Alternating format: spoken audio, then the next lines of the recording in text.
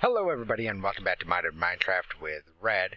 Okay, so where we left off last episode, we got a little bit of potentia in a jar here, we got a little bit of ignis. We were crystallizing some essence and it was putting it into this large chest here, which, you know, it was doing a good job, but boy oh boy was it slow. So, you may have noticed that it's also really dark in here. Well, we're going to make something here real quick that's going to help with that. I took out all of the torches just because we won't be needing them anymore, and the two torches that we have over here are serving as kind of a reference potentially. So let's go ahead and work on something that's going to help take care of that. Yes, Mr. Wand, I know we are working towards getting you. So we're going to make a couple of these arcane lamps. To make an arcane lamp, it's really simple. It's just going to take a daylight sensor, a couple of pieces of iron, an amber block, and a piece of nitor. I'm actually going to want two of these, and I did not grab enough amber blocks, so let's grab one more of those.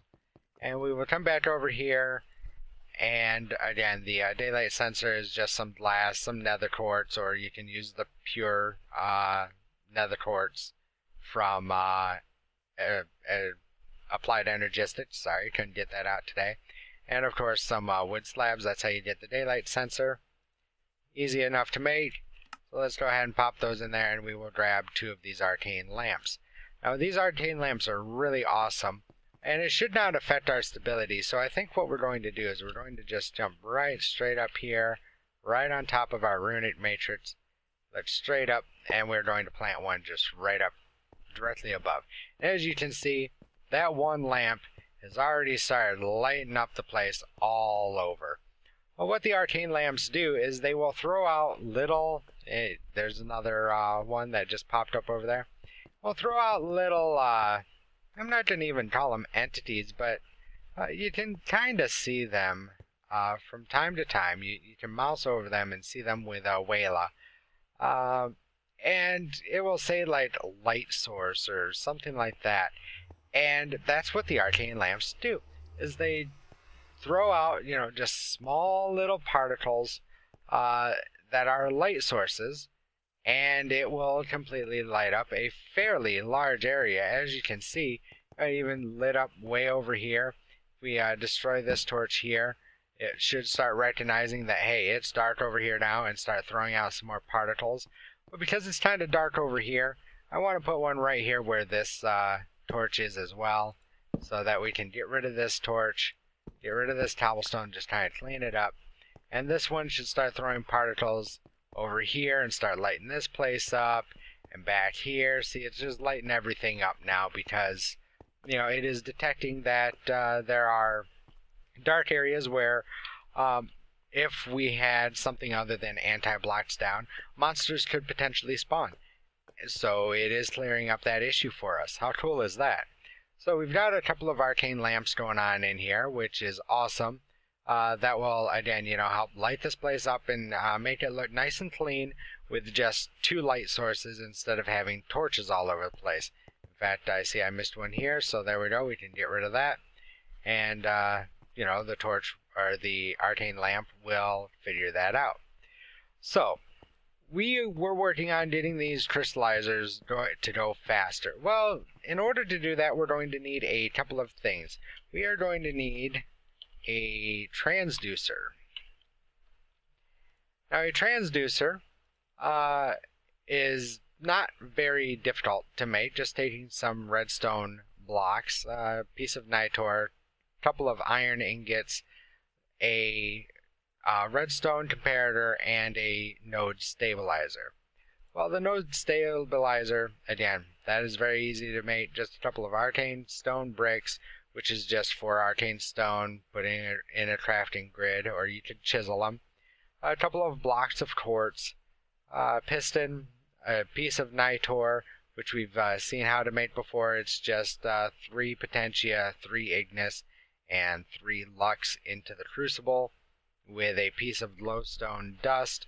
The best way to do it, to get the potentia and ignis, is I just take 3 pieces of charcoal for a total of 6 of each of these aspects, and then 6 torches, because torches have Ignis on, or not Ignis, I'm sorry, Lux on them. So you have 3 charcoal, 6 torches, and 2 pieces of glowstone to get 2 pieces of nitor, and there's absolutely nothing left in the cauldron after you make it up. And as you can see, I made, you know, several of them just so that we could do these recipes. So we're going to come over here, and first we're going to need a node stabilizer. We're actually going to need 2 of these. So we will pop this in here and find out where we're missing for the second one. Looks like we're missing some more gold. So that's not a problem. We'll just grab another piece of gold real quick. There we go. And we will come back here and let's try this again. See if it puts 2 in there. It sure as does. Right click, insufficient V. Of course, insufficient V. So luckily we have our nodes down here, which should be nice and fully charged. Just kind of go around and tap all these nodes real quick. Hope you guys have had a great weekend so far, or had a great weekend rather, and I hope that, you know, for everybody who is on vacation right now, summer vacation, you're having a great summer. Summer. I apparently can't even English today. So yeah, I hope that your summer is going well and you're getting out there and you're enjoying, you know, the summer festivities, going to the lakes, beaches and whatnot, and just having a great summer so far. Unfortunately, you know, that that word all, you know, of us love to hear when we're growing up, school, is coming up fast, quick, and in a hurry. I know I hate to remind you of that, but, you know, it is what it is. I must say I wasn't too keen on going back to school after the summer vacation, because I never thought that the summer vacation was long enough. So there we go, we have 2 node stabilizers, and what we're actually going to do with the first one is we are actually going to come in here and place it directly under this node.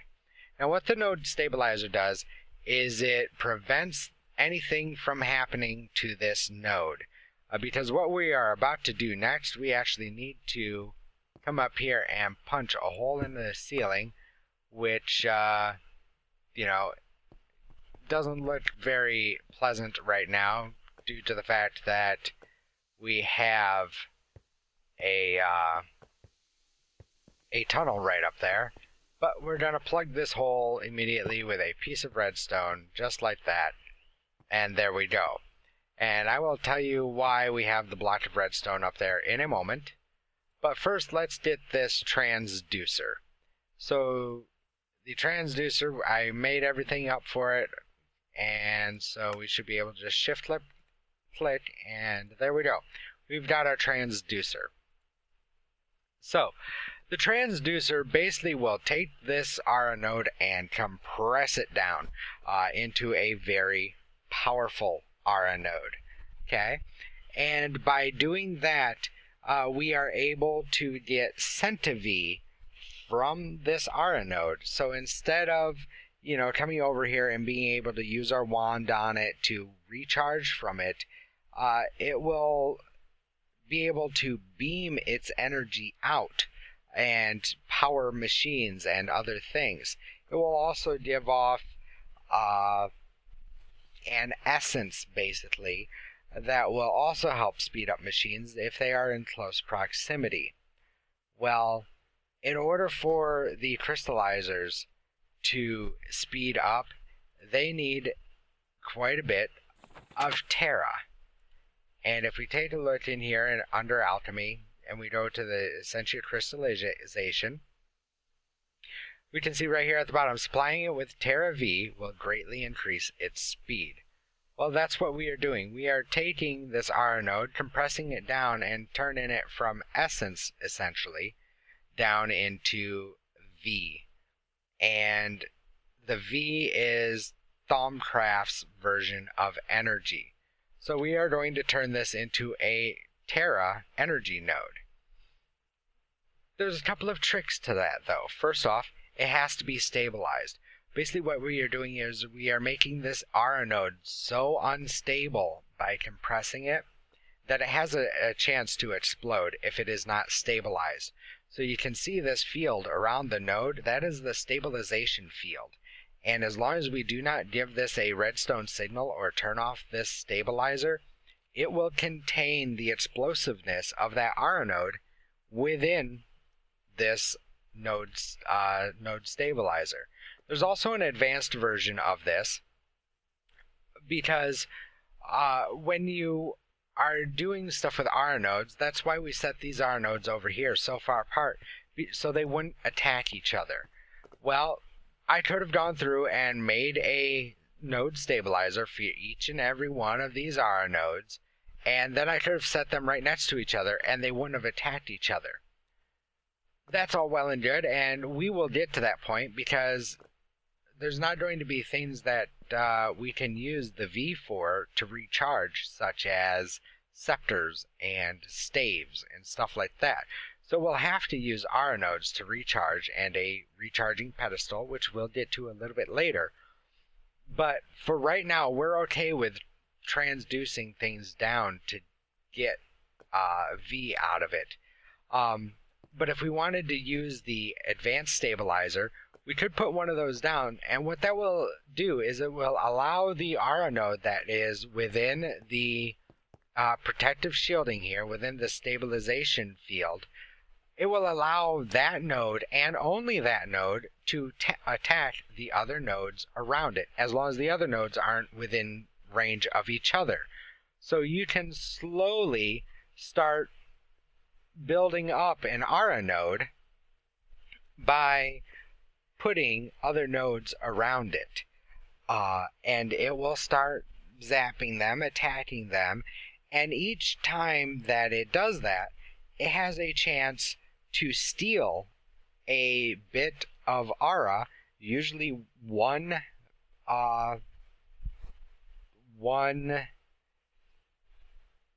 number. This is level 76, or it has 76 Terra essence in it. If this node were to get zapped, it could potentially go down to 75, and that other ARA node would get that 1 Terra.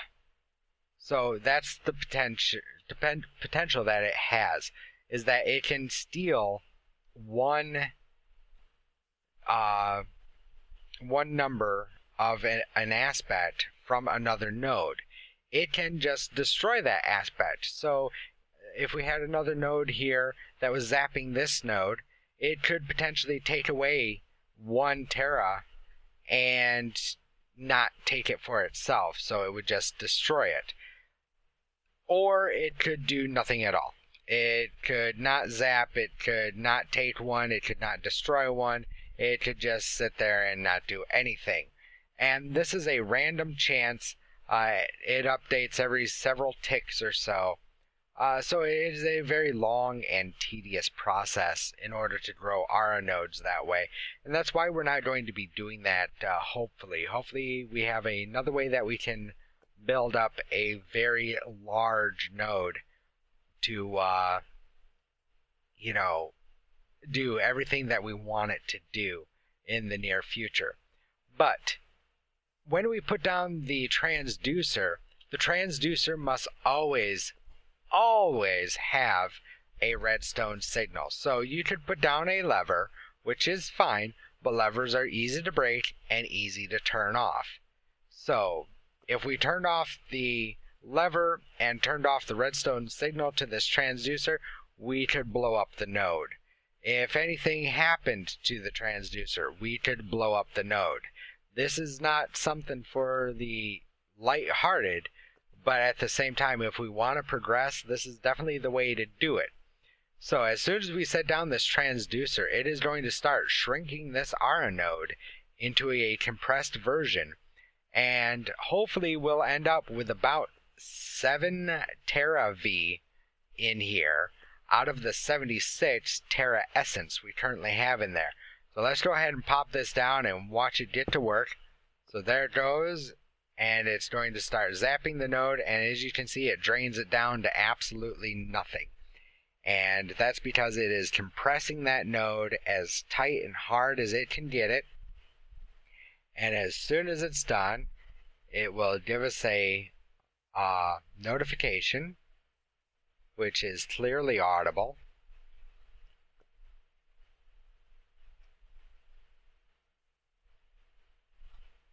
Any moment now.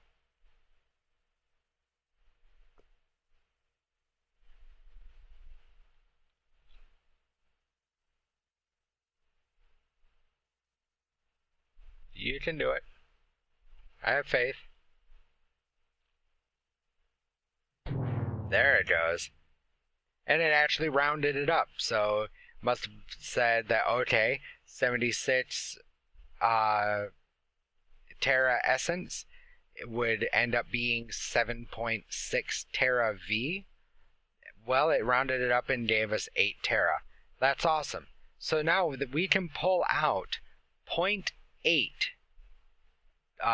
tera out of this node per tick, which isn't a lot, but it's a lot better than if we only had a tera node in here that, say, had 10, because then it would be a 1, and that would be 0.1 V every tick, and that would be extremely slow. So whenever you're doing this, you always want to go for the largest one that you can find.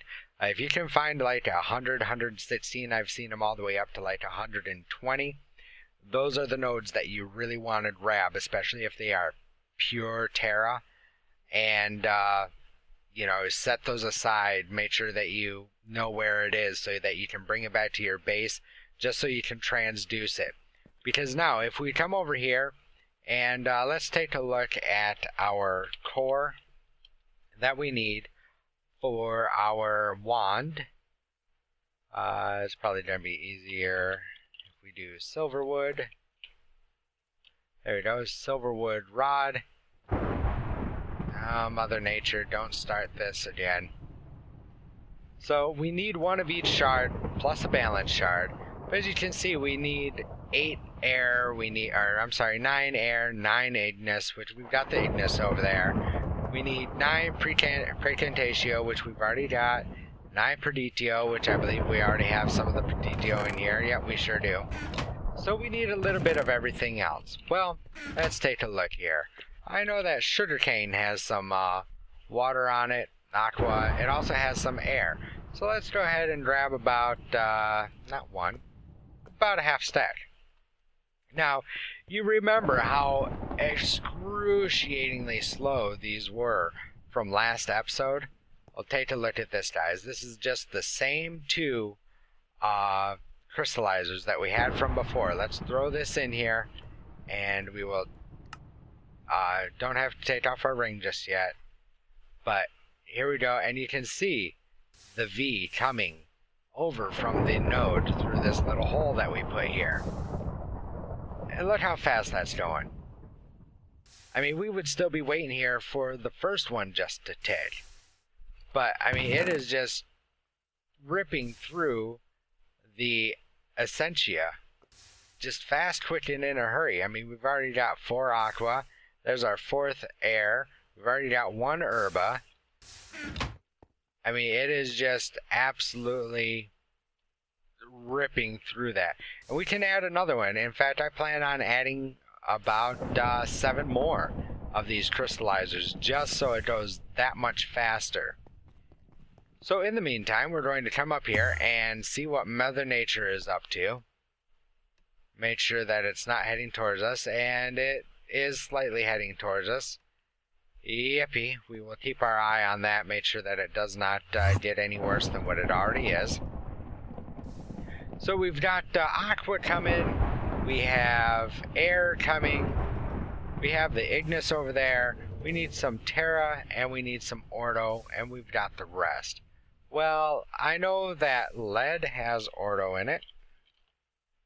So let's take a look here. Sure enough, it has 1. What about plastic? Plastic has a little bit of Ordo. You know what? We've got all sorts of rubber and plastic, and since we can crystallize this stuff now, let's just go ahead and grab a half stack of raw plastic here. And we can throw that in. And if we wanted to speed this up even more, we can use our little cheesy way of speeding things up. Just throw down our Torturino. Listen to that thing cruise now. I mean, it is just ticking away like no tomorrow. And again, that's only 2 of them. You can see how fast it's melting this stuff down. I love it. It's great. So, we've got our plastic in there for our Ordo. Let's see what else we need. We're also going to need some Terra. So let's take a look here, and we'll just grab some dirt. And we will only grab about a 1/4 stack of dirt here, because we're only going to need about a 1/4 stack for the time being. And a half stack rather, and being that this will give us 2 Terra per piece of dirt, 16 times 2, that's 32, which is half a stack. So let's wait here for just a moment as the thunder rolls in the background. There we go, now we can throw that in. And with as loud and extreme as that's getting, I want to come up here and double check the weather again, make sure that it has not increased in intensity and it's just staying a thunderstorm, because it sounded like it was starting to turn a little bit nastier than what it actually is currently, which again is not exactly what we need, especially after last episode. Thank you, Mother Nature, we appreciate it. So let's go ahead and grab us a couple more of these warded jars and some of these labels, because what we're actually going to need now, we're actually going to need another alchemical furnace. So let's go ahead and, hey, look at that, there's our alchemical furnace. Let's grab a pipe. There we go, because we already have the arcane alembic. And look at that, it is done already. Just in that short time from going upstairs, checking the weather, and coming back down here, it tore through all of that Terra and crystallized it, putting it all right in here. I love it. It's sweet. So, let's go ahead and put our alchemical furnace, where do we want to put this, guys? Let's put it, say, well, right here should be good, because then we have to put the arcane alembic on top. There we go. And then we will put the pipe, and actually let's bring the pipe off of this side. And then we can start throwing down warded jars. We'll come over here and we'll grab, just a little bit of charcoal. Actually, let's go ahead and grab a full stack. We will put the charcoal in here. And now we can come through and we can start taking, say, our Terra that we're going to need, and our Ordo, and our Perditio, and our R, or air. There's Herba, we don't need that. We have plenty of Ignis over there. We're going to need our Aqua. Going to need our Praecantatio as well. Not going to need Itor or Alienist at this point in time, but let's go ahead and grab just a few more Ender Pearls here. Remember, Ender Pearls give us 2. So we want 16 more, so we'll grab a half stack. I'm sorry, a 1/4 stack of Ender Pearls, because they only stack... No, a half stack, I'm sorry. They only stack to 16. So we will get those smelting down real quick, and we will get our last 16 Praecantatio. In the meantime, we're going to take our Aqua, throw it in there. It's going to quickly smelt down, and we can slap a label on it. Then we wait for that to clear out. There's the 32, break it, and we can place down another one. So let's get our air going. And one more Praecan tissue. There it is. Awesome, thank you. I love it. It's done already. So let's go ahead. No, you don't need to break it with a pickaxe. I just normally do it. It's a little bit quicker sometimes. There's our Praecantatio. And we can actually start putting these jars out here as well. If you shift right click next to a jar, it will place it next to it. Because otherwise if you shift right click, it's not going to do anything. So there we go. There's our Praecantatio. I'm sorry, not our Praecantatio, but our aqua and our air. Here comes our Praecantatio, right there. And that's almost done with our Perditio. There it is. So we'll put that there. Let's throw down our Ordo.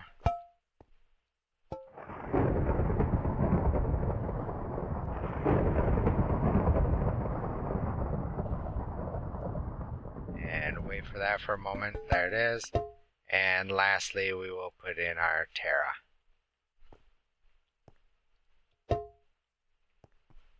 And of course, we're going to mark that. While that finishes up, let's go take another look at the radar, because I don't want another surprise like last episode. Okay, it is just a standard thunderstorm at this point in time, and hopefully it will just stay that way. So we'll head down here. And there we go, there's our 32 Terra. We are just about ready to go. So, next episode, I will, in between episodes here, get the rest of the stuff that we need, all of the shards, get this all set up, and we will turn this block of silver wood into an actual silver wood rod that we can use for making a new wand, which will hold a lot more V and give us a lot bigger discount on the stuff that we craft. So, you know, for the moment, I can go ahead and let me grab one air, one earth, one entropy, one fire, one water, and one order. There we go. There's the 6. And I will show you here. We're just going to go every other pedestal. Just like so. And then actually we're going to go there.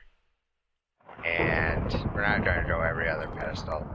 We're going to go right next to it and then every other pedestal. Because again, balance is key here, guys. So let's go there.